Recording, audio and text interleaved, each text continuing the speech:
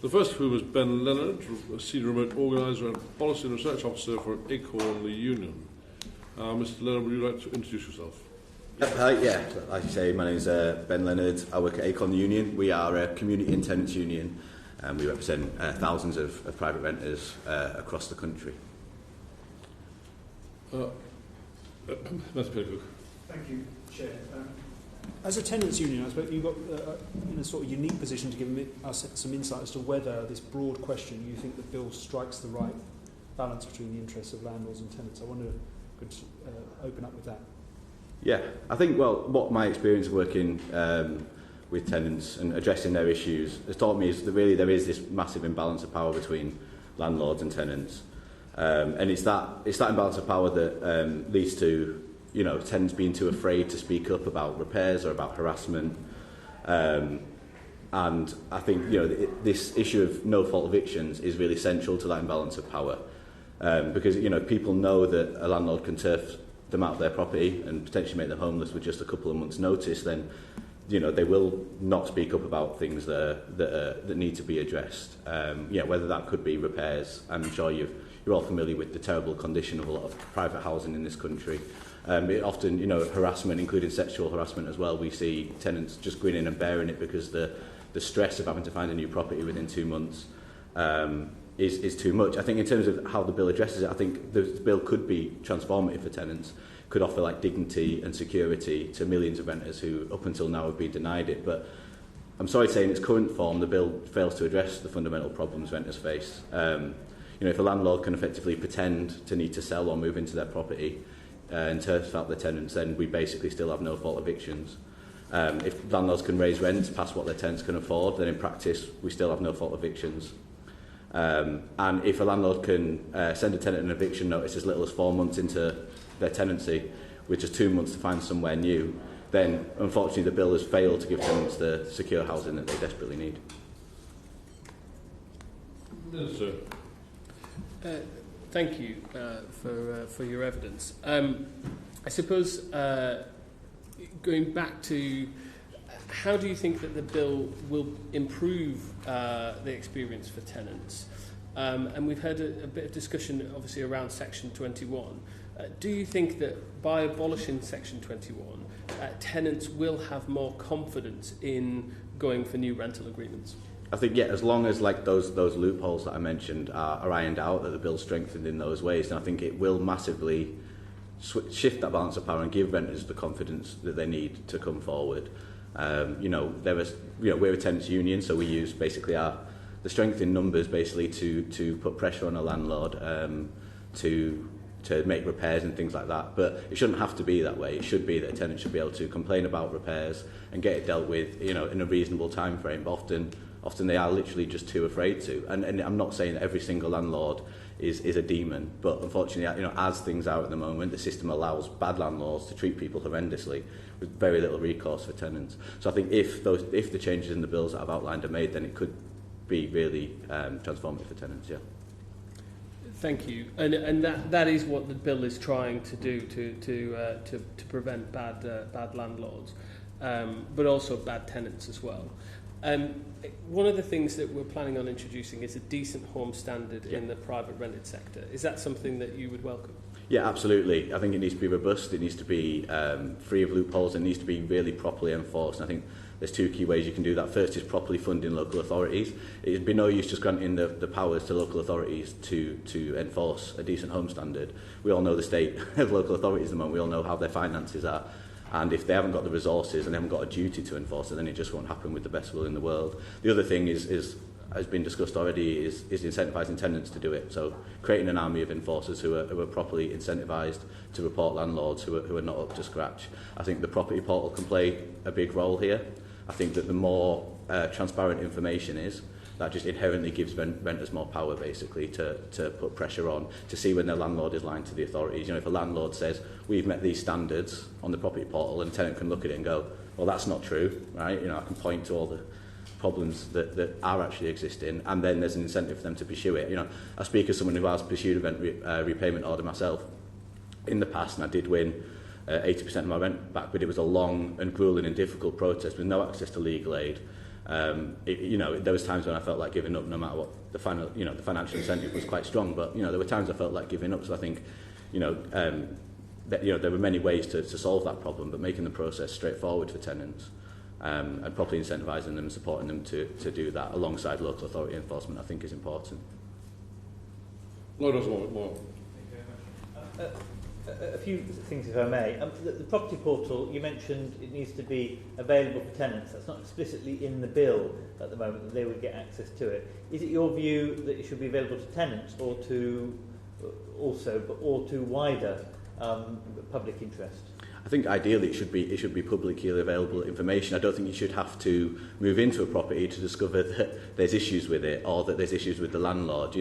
I think you should be able to check up a property on the portal before you move in. You should be able to see what it's been rented at in the past, and compare that to the rent today. Has the landlord just done a massive rent increase for with no real improvement to the property? Do they have a history of getting improvement notices from the council? I'd like to see that on there as well.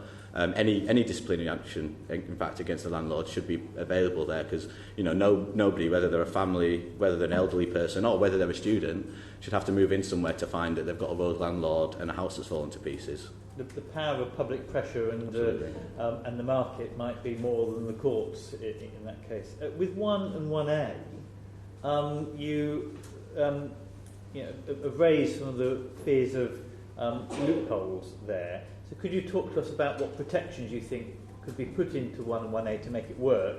And secondly, could you maybe talk to us about whether there should be any payments to the tenant or other forms of redress to the tenant if they're being evicted for no cause whatsoever? Yeah, definitely. So in terms of sort of preventing abuse in the first place, I think, first of all, placing a high bar of evidence so that landlords have to really prove they intend to move out or sell the property in order to evict their tenants in the first place, and then significant penalties for abusing it as well, because we're talking here about significant disruption to people's lives. They can have serious consequences as well. I mean, don't want to go on too much of a tangent, but the consequences of children having to move school frequently on their entire life after that are profound, and there's a lot of research that shows reduced economic, educational, health outcomes for frequent school movers. So first of all, they need to really seriously prove that they intend to do it, and then significant penalties if they do abuse the possession grounds, including fines, but also,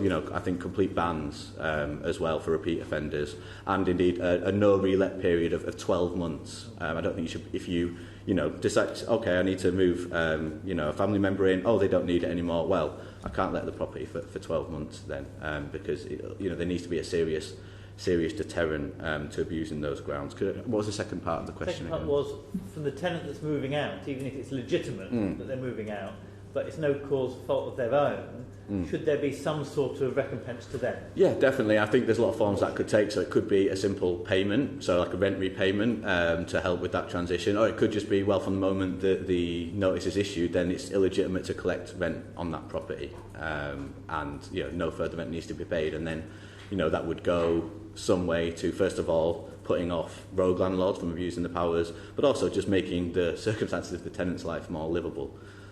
Moving house is a massive hassle, especially if you've got dependents, and so there's no reason, if that's been foisted on you from an outside force, that outside force shouldn't support you in that in some way. Just exploring that final point you made there further about withholding rent, not charging rent if you've issued a notice to vacate. In the instance that someone has gone through that process, for a landlord that would mean 2 months not getting rent from the property, plus 3 months where the property wouldn't be able to be let again because they've gone through one of the Section 8 grounds. Now, in the event that that landlord was intending to sell the property and is unable to sell the property, so then he's having to go back to market to relet it again, that's 5 months that a landlord has gone without rent. Do you think that's fair? I appreciate for bad landlords, we would both agree, no, we want to stop them. But for a good landlord who's just found themselves in a situation where they wanted to sell their property but they haven't been able to, is that fair that they have to withhold 5 months' rent? I think it's fair to place a a reasonable barrier to the abuse of these grounds, really. I think that, it's always about balancing out these things, but, would it be fair for somebody to have to, continue paying rent while having to uproot their life, while having to sort out, you're not really getting what you're paying for in those 2 months, because those 2 months are spent preparing to leave, preparing to move your children to schools, preparing to, you need to pay for a deposit, you need to pay for all those sorts of things. So I think it comes down to the cost of doing business, I think, for the landlord. I think, landlords make a hell of a lot of money on these properties, and I think it's reasonable then that sometimes there are times when the amount of money you're getting is going to dip because of these things. I think if it's a choice between landlords' profits coming down for a series of months or tenants being potentially, impoverished, then I think, I would choose the former. I just wanted to ask you about the decision not to proceed with the proposal in the Fairer Private Rented Sector White Paper about limiting the amount landlords could ask in advance, so the rent in advance, and whether that's an experience that you found in the people that you work with.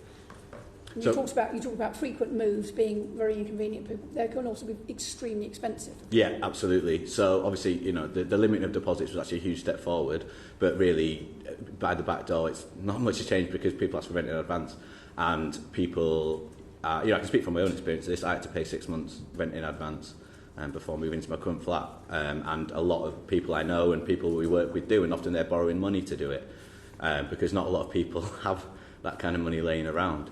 And, in a way, it's often a way of discrimination, basically. It's a way of saying, well, you may be able to afford the rent, but, we don't like the look of you. Let's see if you can stump up this much cash up front. And I think it's totally unjust, basically. I think, if you're earning enough income to pay for the rent, then the property should be available to you. And that's the bottom line. There shouldn't be these extra barriers put in the way, such as, rent up front, but also bidding wars is a big thing as well. I think landlords, there should be something done about landlords basically pitting tenants against each other to drive up the rents. If a landlord wants more rent for a property than it is on the market, they should list it as that in the first place. Because again, tenants end up chasing properties for months at a time because everything they think they can afford suddenly goes up £300 or £400 a month by the time they can actually let it, and it's just, it's an absolute nightmare, basically. And especially, imagine you've been evicted and then you're thrust into a situation where you're paying rent in advance and all that, and it's just, it doesn't work. It's a broken system. Very swiftly, Minister. I appreciate the evidence that you've given today. Do you have any concerns that some of the measures that you're talking about could potentially reduce supply of homes, and therefore the very people that you're wanting to protect and that we all want to protect, tenants, aren't actually able to rent their homes? So you're talking about landlords exiting the market? Yeah, if this bill is too punitive towards them. I think the first point to make is that I think these reforms are reasonable, and if as a landlord you're not willing to deal with reasonable reforms, then you have no business renting to somebody in the first place. It shows that you're not of good enough character to supply somebody's home. Secondly, I think the evidence doesn't show that there has been an exodus in the market. I mean, these reforms were announced 4 years ago, and actually there's more landlords now than there were then. And it seems from the evidence that I've seen that mainly smaller landlords are selling up to bigger landlords, which actually, from the point of view of the tenant, can be a step forward. Many tenants have a better experience dealing with corporate landlords than sort of one-man bands who don't really know the regulations, who cut corners, and will take advantage of vulnerable people. Generally, you don't get that with. So, from the point of view of the tenant, actually, it'd be better to deal with larger, more professional organisations, I think. And, the other thing is, I think it provides an opportunity, first of all, for first-time buyers to get on the property market. Really, we'd like to see a situation in which most people in private renting were either in council or social housing or were homeowners. And I think if landlords were selling up, people, first-time buyers, to get on the property market, but also... I'm terribly sorry, I'm afraid I have interrupted you being 3 o'clock, and as Big Ben strikes, you have to stop speaking, so I apologise for that. All right. Mr. Leonard, thank you very much indeed for your evidence, which will be very useful to the committee and will be useful in the discussion that lie ahead.